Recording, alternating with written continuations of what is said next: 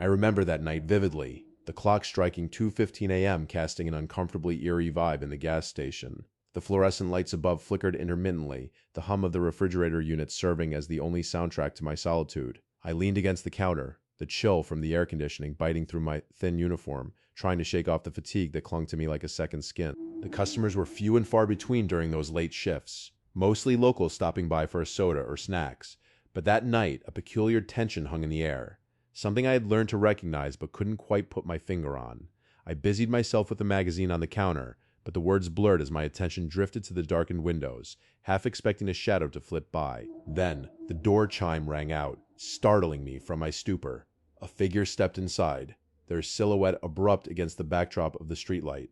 As they approached, I could see it was a woman, soaked from the rain, her clothes clinging to her like a second skin. Her hair hung loose, strands plastered to her face, giving her an almost spectral appearance under the buzzing lights. I looked her up and down, noting the strange way she moved. She seemed both hurried and slow, her eyes darting around the store while her body hunched as if bracing for an unseen force. "Can I help you?" I asked, trying to keep my voice steady despite the prickle of unease creeping up my spine. "I need to use your phone," she replied, her voice soft yet tinged with urgency. "My car broke down just down the road, and I can't get a signal." I hesitated for a moment, the alarm bells ringing in my mind. It was nothing but a gas station phone. Who was she trying to call? And why did I feel this overwhelming urge to deny her? But something in her eyes compelled me to acquiesce. I led her to the back of the store where the phone stood, the small space feeling claustrophobic all of a sudden. I stood a few steps away, trying to maintain some distance, observing her as she dialed number after number, frustration building on her face with each unanswered call. Finally, she turned to me, her expression shifting from anxiety to desperation. "Can I just wait for a friend, please?" she implored, the vulnerability in her tone tugging at my conscience. I nodded, though a part of me screamed to kick her out and lock the door behind her. I wouldn't be able to relax until she was gone. As I returned to the main area, I could hear the rain pounding against the roof, drowning out all rational thought. I busied myself with stocking shelves, stealing glances toward the back where she sat perched on a stool, whispering to herself. It was unsettling how she seemed to be lost in her own world, oblivious to the disquiet she had ushered in with her presence. Minutes stretched into feeling like hours, and just as I thought she might leave, the door chime rang again. My heart raced. Another customer, but no. The figure that entered was now dark and imposing, a stark contrast to the woman's frail frame. He was tall, dressed in a long coat, his face shadowed under the brim of a wide-brimmed hat. He locked eyes with me from across the counter, and I felt blood run cold in my veins. I glanced back at the woman, panic surging as I saw the raw terror that distorted her features. She shot up, wild-eyed, and began to back away, her hands raised in defense. "No, you said you wouldn't follow me," she screamed, her voice echoing in the small space. My instincts kicked in. This was no ordinary situation. The man advanced with a deliberate slowness, his face still hidden. "You can't run from your past, Emily," he said, his voice calm yet chilling. I had never seen the woman before this night, and yet he spoke her name with a familiarity that set my nerves on fire. I stood frozen, torn between the urge to flee and the need to intervene. What did he want? Why was she afraid? In an instant, she bolted toward the door, but the man lunged forward, grabbing her wrist with an iron grip. "You don't understand," he growled, wrestling with her as she screamed for help. Panic flared within me, and without thinking, I lunged for the baseball bat we kept under the counter for emergencies. "Let her go," I shouted, brandishing it at him. The man's eyes flickered toward me for a fleeting moment, and in that split second, something changed. He released Emily, shoving her backward before turning his full attention to me, a predatory smile creeping across his face. "You really shouldn't have gotten involved," he said, the calmness of his voice only intensifying the fear. I gripped the bat tighter, every fiber of my being screaming to strike. Emily scrambled to her feet, moving toward the exit as the man stepped closer. The rain poured harder outside, a torrential downpour that added to the chaos within the small gas station. Just then the lights flickered more violently, plunging the room into darkness for a brief moment. When they came back, the man was inches from my face, and I could see the unnerving glint in his eyes. "You'll regret this," he hissed, his breath hot against my face, and just like that, he turned and bolted for the door, leaving Emily behind. I was left in a whirlpool of confusion and dread as she stumbled into the night, soaked and terrified. It was a surreal scene, the storm raging outside juxtaposed with the utter silence within the store. Now, I felt the sudden rush of adrenaline as I tried to follow her, but the door slammed shut behind him. The door chime rang again, and I rushed to get it open. But by the time I flung it wide, the night swallowed any sign of them. I was left standing there, heart racing, bat still in hand, unsure of what horror had just unfolded before me. A few moments later, the phone rang, echoing hauntingly through the silence. With trembling hands, I picked it up, my breath hitching in my throat. "You made a mistake." A voice echoed back, chilling me to my core. It was him. I dropped the phone, staring into the darkness of the gas station that had suddenly transformed into a prison of fear, dread engulfing me. It was July 12, 2021, a hot summer night that had left the air thick and oppressive. I was assigned a late-night shift at a gas station off the highway, a place that barely saw customers after midnight. The buzz from the fluorescent lights hung above like a ghostly presence, reminding me of the struggles of this lonely job. I often wondered if it was worth it, but here I was, waiting for the clock to strike 7 a.m. As the clock inched forward, my attention drifted outside, where the neon signs flickered and cast long shadows across the asphalt. I absently flipped through a local newspaper, its crumpled pages crackling with each movement. However, my focus was shattered when the door swung open, the old metal bell jangling like an alarm into the quiet of the night. In walked a customer who instantly unnerved me. He seemed out of place, wearing a heavy dark coat despite the heat. His face was obscured by the collar, casting shadows that danced ominously across his features. He strolled past the aisles of snacks without even glancing at the goods, his focus solely on me. I maintained eye contact, my heartbeat quickening as he approached. There was something unsettling about his demeanor. He didn't speak as he reached into his coat pocket and pulled out something shiny. My stomach twisted as thoughts raced. Was he pulling a weapon? But then he opened his hand to reveal a small, polished mirror. I confusedly stared at it, questions swirling in my mind. "You know what they say about mirrors, right?" he finally said, a grim smile creeping onto his face. "They reflect who you really are." I felt an icy grip of dread wrap around me as he held the mirror up, angling it toward me. I didn't want to look, but his piercing gaze forced me to meet my own reflection. "What do you see?" he asked, his voice low and taunting. "Do you see fear? Do you see your true self?" I felt my face pale as I absorbed my reflection, the dark bags under my eyes accentuated by the light, the fear coursing through me palpable. Something in his tone felt sinister, each word dripping with malice as he leaned closer, invading my personal space. I had the overwhelming urge to look away, but there was something entrancing about his words, something that compelled me to stay frozen in place. The world outside seemed to fade away as the atmosphere grew thick between us. I finally murmured, "I see fear," my voice barely above a whisper. He chuckled darkly, the sound echoing as he stepped back slightly, still holding the mirror. "Good," he said. "You should be scared. The truth is a weapon, and you are its victim." His words slashed through me, sending chills spiraling down my spine. I felt trapped, caught in a web of his manipulation and fear. Just as I was about to regain my composure, the lights flickered, plunging us into a momentary darkness. Panic surged within me, and when the lights returned, he was closer, too close for comfort. My eyes darted to the clock. It felt like time had warped. Minutes stretched into an eternity. I wanted to shout, to call for help, but my voice was trapped in my throat. Suddenly, the bell above the door chimed again. I glanced over, heart racing, but it was just another customer entering. I turned back toward the man, but he had vanished, as if he had evaporated into thin air. The relief was short-lived. I could still feel his chilling presence lingering in the air. The new customer approached the counter, oblivious to the lingering dread that had just enveloped me. I tried to shake off the feeling, serving them quickly while casting nervous glances around the store. But as I took a breath to steady myself, I caught a glimpse of the mirror lying abandoned on the counter. Without thinking, I reached for it, and as I picked it up, the reflection that stared back at me made my blood run cold. It wasn't my face. It was the face of the man from moments ago, grinning malevolently. I gasped and dropped it, the mirror clattering to the floor with a sickening finality. The customer turned, startled, but I could only retreat, a wave of nausea washing over me. I stumbled back, my heart racing uncontrollably. When I finally looked back up, the man was standing by the door, staring intently at me, a twisted smile on his face. I glanced at the clock. Only moments had passed since he disappeared, but it felt like an eternity. My mind raced. What was happening?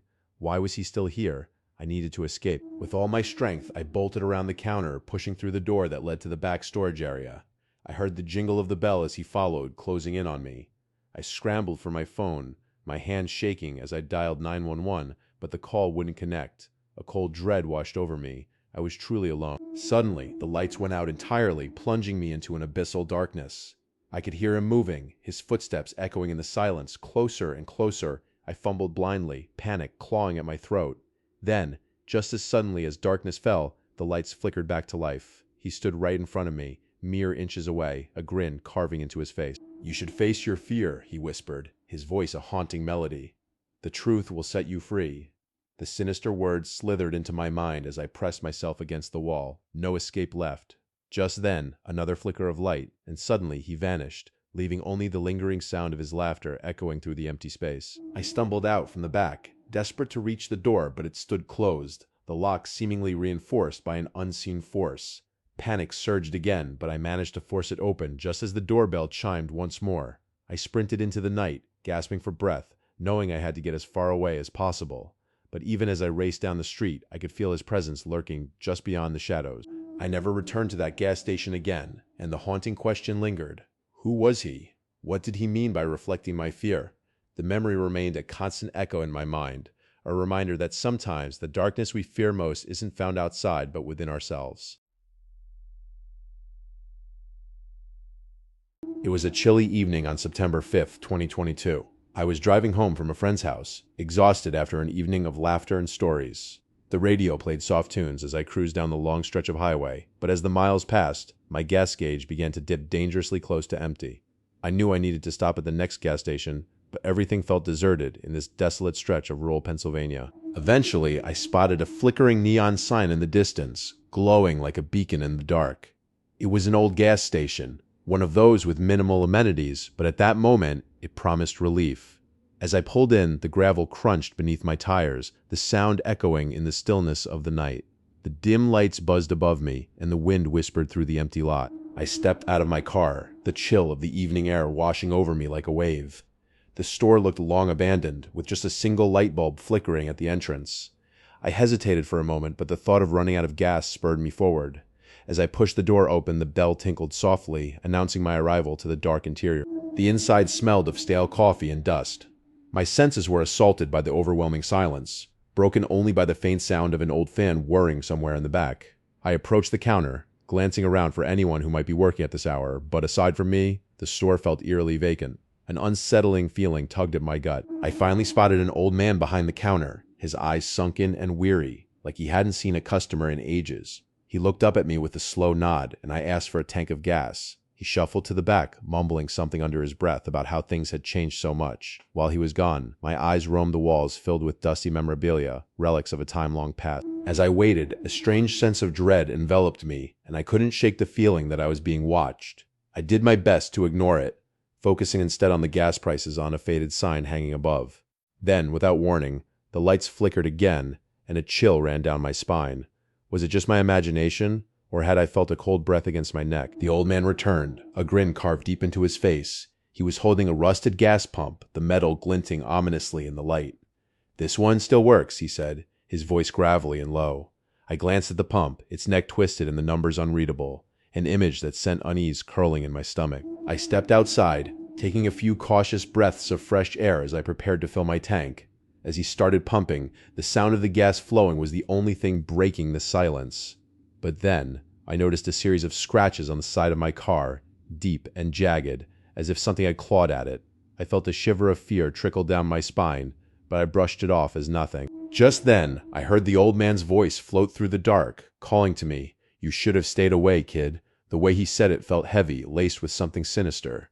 I turned to find him staring at me with those sunken eyes, an expression I couldn't quite place. Something was wrong, and I sensed the atmosphere shifting beneath the surface. I shook off his words, trying to remain calm as he continued his work.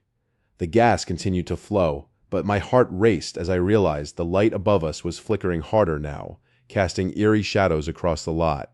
The old man chuckled softly, a sound that felt foreign and unsettling in the tense air.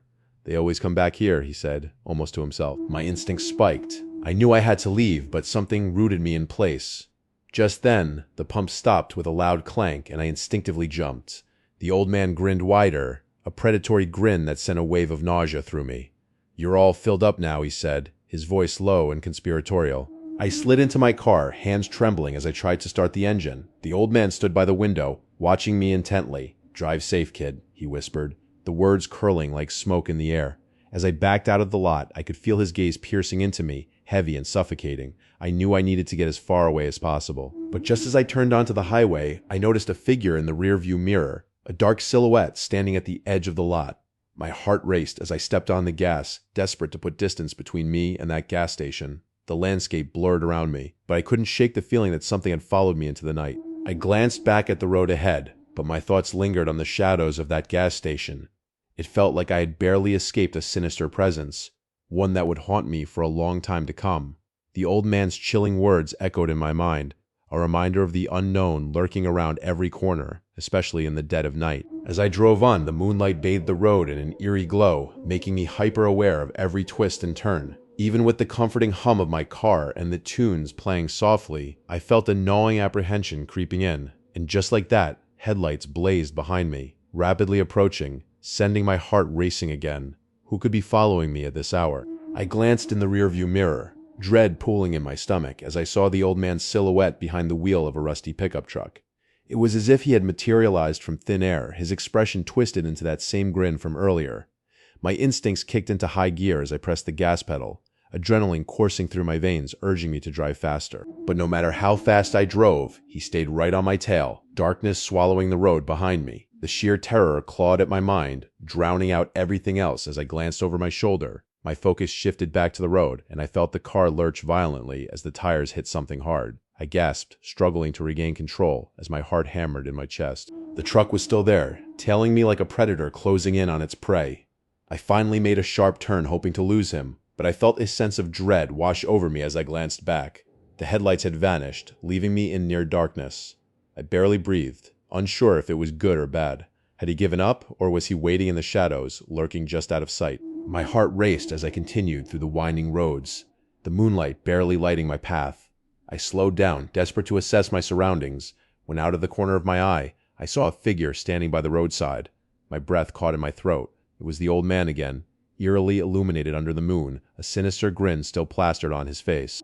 I couldn't shake the feeling that he knew I would come this way. A chilling realization washed over me.